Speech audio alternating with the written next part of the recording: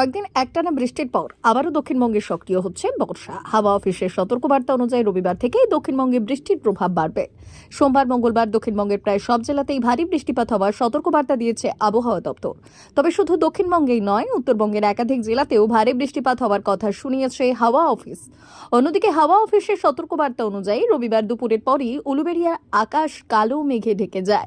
কয়েক মিনিটের মধ্যেই শুরু হয় তুমুল বৃষ্টি। তবে এদিন রবিবার সপ্তাহে ছুটির দিন থাকায় সাধারণ মানুষকে কম দুর্ভোগ পোহাতে হয়েছে। যদিও এই দিন যারা বিভিন্ন প্রয়োজনে রাস্তায় বেরিয়েছিলেন, বৃষ্টিতে তাদের সমস্যার মুখে পড়তে হয়। অপরদিকে বৃষ্টিপাতের পাশাপাশি ডিভিসির জল ছাড়ায় দামোদর সহ বিভিন্ন নদীতে জলস্তর বাড়তে শুরু করেছে।